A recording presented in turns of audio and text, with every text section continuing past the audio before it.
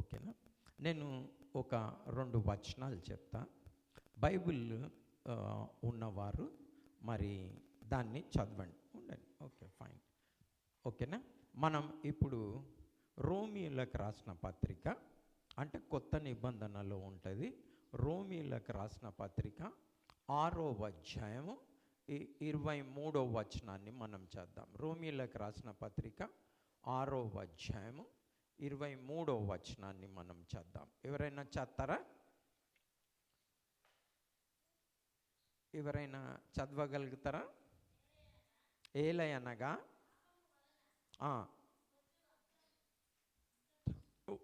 పాపం వలన వచ్చు జీతము మరణము అని ఉన్నది. ఎలా అనగా పాపం వలన వచ్చు జీతము మరణము. పాపం అంటే మనకందరికీ తెలుసు కదా, మరణం అంటే కూడా మనకి తెలుసు. పాపం వలన వచ్చు జీతం ఏంది? మరణము. అంటే మనం అబద్ధం ఆడినా, దొంగతనం చేసినా, మరి నరహత్య చేసినా, వ్యభిచారం చేసినా, మోసం చేసినా మనకేమొస్తుంది? మరణం అనేది వస్తుంది. పాపం వలన వచ్చే జీతం ఏంది? మరణము అని ఉన్నది. అంటే నరకానికి పోతాము. అక్కడ మనకి అగ్ని ఆరదు, పురుగు చావదు అని ఉన్నది. అంటే మండుతూ ఉంటుంది అని యేసుక్రీస్తు ప్రభు చెప్పాడు. కాబట్టి పాపం వలన వచ్చే జీతం ఏంది? మరణము. అంటే మనం నరకానికి పోతాము అని అర్థం అన్నమాట. సో మనం పాపం చేయకుండా ఉండాలి. మనం ఏం చేయాలి? పాపం చేయకుండా ఉండాలని దేవుని వాక్యము మనకి సెలవిస్తూ ఉన్నది. అలాగనే ఇంకొక వచనం కూడా చద్దాం మనం, ఓకేనా. ఇది మనకి సంఖ్యాకాండము 32వ అధ్యాయము 23వ వచనం మనం చివరి భాగం, 23వ వచనం ఒక చివరి భాగం చదివితే మనకి ఇక్కడ ఏమున్నదో చదువుతారా? ఎవరైనా చదవగలిగిన వారు దయచేసి చదవండి. మనకు సంఖ్యాకాండము 32వ అధ్యాయము 23వ వచనం, ఈ 2 వచనాలు చూసి మనము మరి కొద్ది సమయము ధ్యానిస్తాం. ఓకే, ఎవరైనా చదవరా? 32:23. ఓకేనా. ఇక్కడ ఏమని ఉన్నదంటే, మీ పాపం మిమ్మును పట్టుకొనును. ఏమని ఉన్నదండి చివరి భాగంలో? మీ పాపం మిమ్మల్ని పట్టుకొనును అని ఉన్నది. మీ పాపం ఏం చేయను? మీరు విన్నారు కదా, విన్నరా మీరు? ఇది మీ పాపం మిమ్మల్ని పట్టుకొనును అన్నమాట. ఓకే, సో మనకి పాపం వలన వచ్చు జీతము మరణం అని చెప్పబడినది. మీ పాపం మిమ్మల్ని ఏం చేస్తుంది? పట్టుకొని ఉంటుంది అని ఉన్నది. ఒక 2 వచనాలు చూసినాం మనం. దాన్నే కొంచెం మళ్ళీ ఇంకొకసారి చెప్తాను నేను, ఓకేనా. పాపం వలన వచ్చే జీతం ఏంది? మరణము. Very good. పాపం వలన వచ్చే జీతము మరణం. అంటే నరకానికి పోతాం. పాపం వలన, పాపం చేస్తే ఎక్కడికి పోతాం? నరకానికి పోతాము అన్న. అలాగనే మీ పాపం మిమ్మల్ని ఏం చేయను అని ఉన్నది? పట్టుకొనును అని ఉన్నది. పాపము మీ పాపం మిమ్మల్ని ఏం చేస్తుంది? పట్టుకుంటుంది అని ఉన్నది. అంటే మీ పాపం మిమ్మల్ని పట్టుకుంటుంది అని అంటే అర్థం ఏంటంటే, దానికి చిన్నపిల్లలకి పెద్దలకి అర్థమయ్యేటట్టు నేను కొంచెం ప్రయత్నిస్తాను, ఓకేనా. దొంగతనం చేసిన వాళ్ళు చాలా ఐడియాతో దొంగతనం చేస్తారు కదా. పట్టుబడాలని దొంగతనం చేస్తారా? ఐడియా మనం పట్టే పడవద్దు అని దొంగతనం చేస్తారు. నరహత్య చేసేటోళ్ళు ఎట్లా చేస్తారు? ఎవరినైనా మర్డర్ చేయాలంటే చాలా ఐడియా వేస్తారు, పట్టుబడాలని చేస్తారా పోయి? ఓకే. లంచం తీసుకునే వాళ్ళు అది ఐడియాతోటే చేస్తారు. సో లంచం తీసుకునే వాళ్ళు ఐడియాతోటే లంచం తీసుకుంటారు, పట్టుడు పడవద్దు అని. అలాగనే నరహత్య మర్డర్ చేసేటోళ్ళు ఏం చేస్తారు? ఐడియాతోటే మర్డర్ చేస్తారు, పట్టుబడవద్దని. అలాగనే దొంగతనం చేసేవారు ఏం చేస్తారు? పట్టుబడవద్దనే దొంగతనం చేస్తారు. కానీ వాస్తవానికి చూస్తే ఏమవుతుంది? పోలీసు వాళ్ళు ఏదో ఒక విధంగా ఈ నరహత్య చేసేటోళ్ళని పట్టేసుకుంటారు కదా. దొంగతనం చేసేటోళ్ళని పట్టేసుకుంటారు, లంచాలు తీసుకునే వారిని కూడా పట్టేసుకుంటారు. కొంతమందిని పట్టరేమో, ఓకే. కానీ చాలా మట్టుకు ఎలాగనైతే ఎన్ని ఐడియాలు వేసినా పోలీసు వాళ్ళు దానికంటే మించి ఐడియాలు వేసి ఎలాగనైతే పట్టేసుకుంటారో అలాగనే పాపం వీళ్ళందరికంటే గొప్పది. పాపం ఏం చేస్తుంది? మనల్ని పట్టుకుంటుంది. ఎవరు చెప్తా ఉన్నారు? దేవుని వాక్యం సెలవిస్తూ ఉన్నారు. దేవుడు చెప్తా ఉన్నాడు, మీరు పాపంతో జాగ్రత్తగా ఉండాలి, ఎందుకంటే మీ పాపం మిమ్మల్ని ఏం చేస్తుంది? పట్టుకుంటుంది. ఎలా పట్టుకుంటుంది? ఒక దొంగని పోలీసు వాడు ఎలాగ పట్టుకుంటాడో అలాగనే మీ పాపం కూడా మిమ్మల్ని ఏం చేస్తుంది? పట్టుకుంటుంది. మీరు పాపంతో విడిచిపెట్టుకోలేరు. ఎవరైనా కానీ పాపం చేస్తే పాపం ఏం చేయదు? వారిని విడిచి పెట్టదు. ఆ పాపం వలన వచ్చు జీతము మరణము, ఓకేనా? పాపం వలన వచ్చు జీతం ఏంది? మరణము. సో పాపం మనల్ని ఏం చేస్తుంది? పట్టుకుంటుంది. పాపం ఏం చేస్తుంది? మనల్ని పట్టుకుంటుంది. ఎలా పట్టుకుంటుంది? పోలీసు వాడు దొంగను పట్టుకున్నట్టు పాపం ఏం చేస్తుంది? మనల్ని పట్టుకుంటుంది అని ఉన్నది. సో దేవుడు చెప్తా ఉన్నాడు ఏంటంటే, మీరు పాపంతో జాగ్రత్తగా ఉండండి, ఎందుకంటే పాపం వలన వచ్చు జీతము మరణము, అంటే నరకము.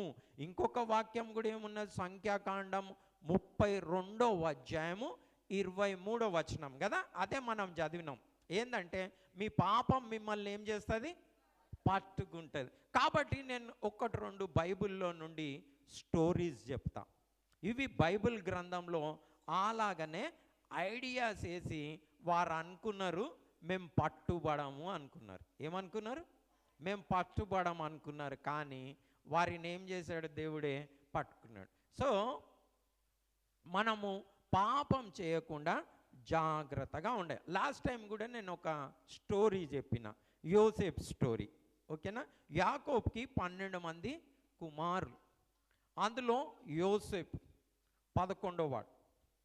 సో ఈయన ఏం చేస్తాడంటే వారి తండ్రికి ఈ అన్నలంతా చేసే ఒక పిచ్చి పనులన్నీ చెప్తా ఉంటాడు అన్నమాట. చెప్తా ఉంటే ఏం చేస్తారంటే అన్నల కుళ్ళు వచ్చేసి వారు ఏం చేస్తారంటే మరి ఈ యోసేపుని చంపేయాలనుకుంటారు. సో వాళ్ళ డాడీ ఏం చేస్తారు? వీరు గొర్రెలు మేపుకునేవారు అన్నమాట. ఈ గొర్రెలు మేపుకునేవారు మరి వాళ్ళ డాడీ దూర ప్రదేశంలోకి పోయి గొర్రెలు మేపుకుంటారు కాబట్టి వీళ్ళ డాడీ ఏం చేస్తాడంటే యోసేపుని పిలిచి, మీ అన్నలు చాలా రోజులు అయింది పోయి వారికి టిఫిన్ తీసుకుపో అని ఏం చేస్తారు? టిఫిన్ కట్టి ఇస్తారు అన్నమాట. ఇస్తే ఈయన పోయి మళ్ళీ వారిని వెతుక్కుంటూ పోయి ఆ టిఫిన్ ఇస్తాడు. దూరం నుంచే వీళ్ళు చూసి ఏం చేస్తారంటే, అరే మన మీద మన డాడీకి చెప్పేటోడు వస్తున్నాడు, వీన్ని ఏం చేద్దామంటే మనము ఇది మంచి మనకి అవకాశం దొరికింది, ఈయన మనం ఏం చేద్దామంటే చంపేద్దామని ఏం చేస్తారంటే ఐడియా వేసుకొని దగ్గర రాగానే నీళ్ళు లేని బావిలో వేసేస్తారు. ఏం చేద్దామని? చంపేద్దామని.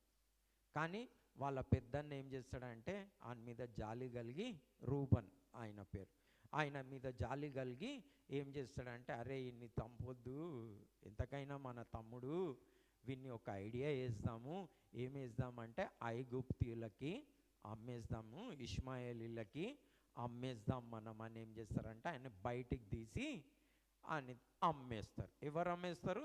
ఈ 10 మంది సహోదరులు ఈ 11వ ఏం చేస్తారు? అమ్మేస్తారు. కానీ దేవుడు ఆయనని మరి ఆ ఐగుప్తుకే ప్రధానమంత్రిగా చేసేస్తాడు.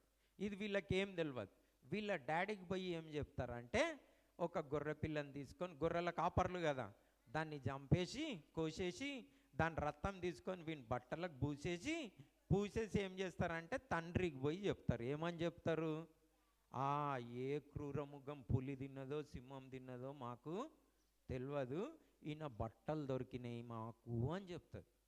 ఈయన బట్టలు దొరికినాయి. యాక్చువల్గా వీళ్ళు ఏం చేసిండ్రు? యాక్చువల్గా అమ్మేసిండ్రు కోపంతో. కానీ పోయి చెప్పిండ్రు, ఏం చెప్పిండ్రు?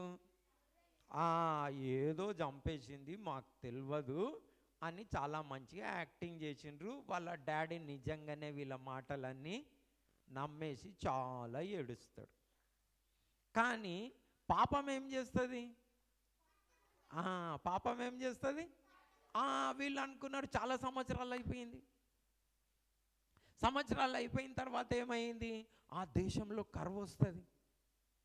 ఆ దేశంలో కరువు వస్తే ఏమవుతుందంటే వీళ్ళ డాడీ చెప్తాడు, ఐగుప్తుకి పోయి మరి అక్కడ ఆహారం ఉన్నది, మీరు పోయి అక్కడి నుంచి ఆహారం తీసుకురండి, లేకపోతే మనము మన పశువులు చనిపోతాయి అని. ఇప్పుడు ఐగుప్తుకి ఎవరు ప్రధానమంత్రి అయ్యారు? యోసేపు ప్రధానమంత్రి అయిపోయాడు ఆల్రెడీ. ఇప్పుడు వీళ్ళ 10 మంది పోగానే వాళ్ళని గుర్తుపడతాడు, అరే వీళ్ళ అన్నలే అని గుర్తుపట్టి ఏం చేస్తాడంటే మరి వారికి చెప్తాడు, మరి మీ డాడీని తమ్ముడిని తీసుకొని రండి, మీకు ఇంకొకరు ఉన్నారు కదా అని మరి వాళ్ళకి చెప్తే, తమ్ముడేమో 12వ ఇంటి దగ్గర ఉంటాడు. అరే 11వ చచ్చిపోయిండు, 12ని మళ్ళీ ఇంకెక్కడికి తీసుకుపోతారా బాబు మీరు, వద్దు అని అంటే ఆయన చెప్పిండు తీసుకురామన్నాడు, లేకపోతే మమ్మల్ని తీసుకుపోయి చెరలేస్తా అన్నాడు అని చెప్తారు. అప్పుడు వాళ్ళ డాడీ కూడా అందరు కూడా వస్తారు. యోసేపు వీళ్ళ పాపం ఏం చేసింది? వీళ్ళని పట్టుకున్న కొన్ని సంవత్సరాల తర్వాత కూడా ఏం చేస్తుంది? పాపము పట్టుకుంటుంది. సో మనము పాపంతో జాగ్రత్తగా ఉండాలి. అలాగనే ఇంకొక అతను ఏం చేస్తాడంటే, ఇతని పేరు ఆఖాన్. ఇతని పేరు ఏంది? ఆఖాన్. సో ఈయన ఏం చేస్తాడు? దేవుడు యెరికో పట్టణంని ఆక్రమించమన్నప్పుడు వీరు ఆక్రమించుకొని పోతారు, ఆక్రమిస్తారు. కానీ అందులో ఉన్నది ఏది కూడా వెండి కానీ బంగారం కానీ తీసుకోవద్దంటాడు. తీసుకోవద్దంటే ఈయన ఏం చేస్తాడో తెలుసా? మెల్లంగా ఐడియా వేసి బంగారము, వెండి, ఇంకా వస్త్రం కనిపించగానే దాన్ని తీసుకొని వచ్చి దొంగలించుకొని దాన్ని తీసుకొని వచ్చి మరి తన గుడిసెలో దాచిపెట్టుకుంటాడు. కానీ దేవుడు పాపం ఏం చేస్తుంది? వీళ్ళని పట్టుకుంటుంది. ఆయనకు కూడా ఏం చేస్తాడు? దేవుడు చెప్పేస్తాడు ఆయన పేరు. ఏమని? ఫలానా వ్యక్తి పాపం చేసిండు అని చెప్తే ఆయనను మళ్ళీ అందరు రాళ్ళతో కొట్టి చంపేస్తారు ఇశ్రాయేల్ చరిత్రలో. మీకు దావీదుని గురించి తెలుసా? దావీదుని గురించి విన్నారా? వినలేదా? ఓకే. దావీదు అనే ఒక వ్యక్తి కూడా ఏం చేస్తాడంటే మరి వ్యభిచారం చేసేసి కప్పు పిచ్చేయాలని వారి భర్తను చంపేస్తాడు. చంపేసినా కానీ ఏం చేస్తాడు? ఈయన కూడా రాజు, ఈయన రాజు దాచిపెట్టేయాలని అనుకుంటాడు. కానీ రాజు కానీ ఆర్డినరీ పర్సన్ కానీ సాధారణ పరుషుడు కానీ వారి పాపం ఏం చేస్తుంది? వాళ్ళని పట్టుకుంటుంది. ఈయనను కూడా దేవుడు ఏం చేస్తాడు? పట్టుకుంటాడు. సో మనం నేర్చుకోవాల్సింది ఏంటంటే, ఎవరైనా పాపం చేయని ఆ పాపం వారిని ఏం చేస్తుంది? పట్టుకుంటుంది, విడిచిపెట్టదు. సో మనం పాపంతో ఏం చేయాలి? జాగ్రత్తగా. అలాగనే నేను ఇప్పుడు లాస్ట్కి చెప్తా. అంటే దాన్ని మనం ఏం నేర్చుకోవాలి అని అంటే, మరి పాపం వలన వచ్చు జీతం ఏంది? మరణము. మీ పాపం మిమ్మల్ని ఏం చేస్తుంది? పట్టుకుంటుంది. సో పాపం చేస్తే ఏమొస్తుంది? మరణం వస్తుంది. సో ఇప్పుడు లోకంలో చాలామంది బ్రతికారు కదా, చాలామంది ఉన్నారు. కానీ వారందరూ ఏం చేసిండ్రు? పాపం వలన వచ్చు జీతము మరణమే పోయినరు. మరణించేవారు తిరిగి లేచిండ్రా? ఎవరైనా లేచిండ్రా? మరణించిన వారు చనిపోతే ఏంది? పోయినట్టే కదా, తిరిగి వస్తారా?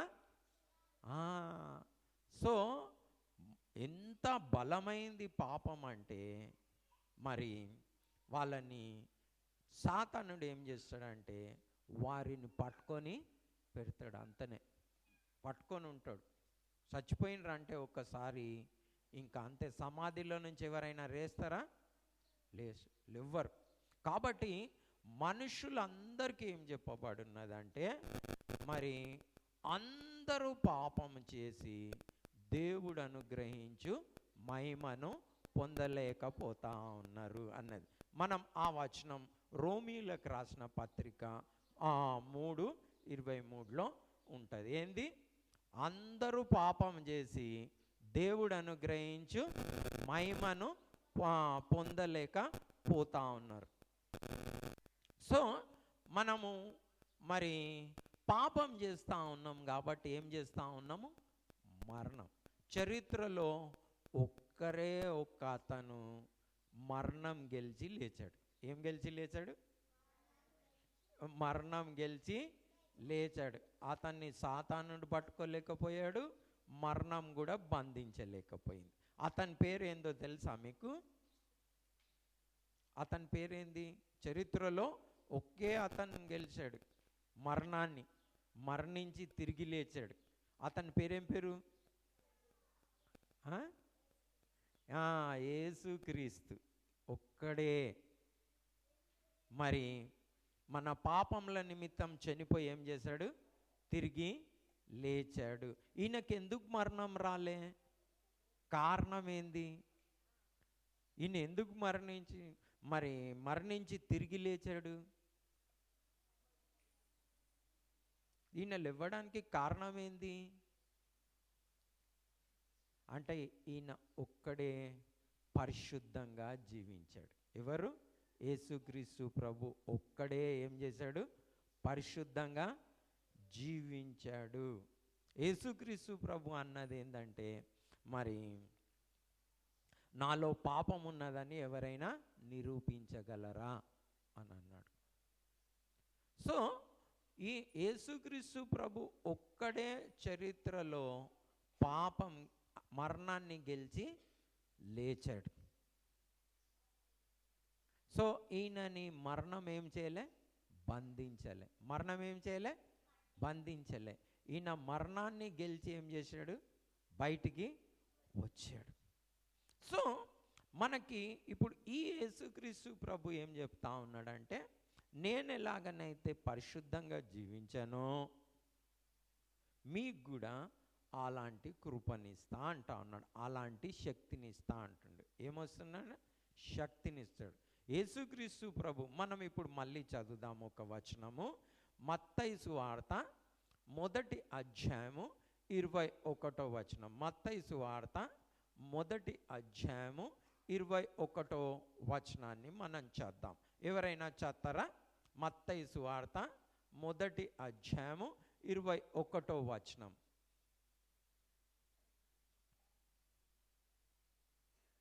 మత్తయి సువార్త 1వ అధ్యాయము 21వ వచనం. ఆమె ఒక కుమారుని కనును, తన ప్రజలను వారి పాపంలో నుండి ఆయనే రక్షించును గనక అతనికి యేసు అను పేరు పెట్టవలెను. యేసుక్రీస్తు ప్రభు అన్న పేరుకే అర్థమైంది. ఎవరైతే యేసుక్రీస్తు ప్రభుని నమ్ముకుంటారో వారిని యేసుక్రీస్తు ప్రభు ఏం చేస్తాడు? వారి పాపంలో నుండి రక్షిస్తాడు. పాపం ఏం చేస్తుంది? పట్టుకుంటుంది. కానీ యేసుక్రీస్తు ప్రభు పాపం చేసిన వారిని ఏం చేస్తాడు? రక్షిస్తాడు. మనం ఒకవేళ ప్రార్థన చేసినాం అనుకో, ఏమని? యేసుక్రీస్తు ప్రభువా, నేను నా పాపం చేసినా, నా పాపం నన్ను పట్టుకుంది, నువ్వు నన్ను ఈ పాపంలో నుండి విడిపించు అంటే ఎవరు విడిపిస్తారు? యేసుక్రీస్తు ప్రభు ఒక్కడే విడిపిస్తాడు. ఎందుకు? యేసుక్రీస్తు ప్రభు ఒక్కడే బలవంతుడు. మరణాన్ని గెలిచి లేచాడు. ఆయన పాపం చేయలే. పాపంకున్న శక్తిని ఏదైతే ఉన్నదో దాన్ని విరిచాడు, మనల్ని విడిపిస్తాడు. సో మనం అందరము మరి పాపం చేసి పాపం వలన వచ్చు జీతము మరణాన్ని మనము సంపాదించుకుంటాం. ఏం చేస్తాం? మరణాన్ని సంపాదించుకుంటాం. కాబట్టి మనం తిరిగి లేవాలంటే ఎవరిని నమ్ముకోవాలి?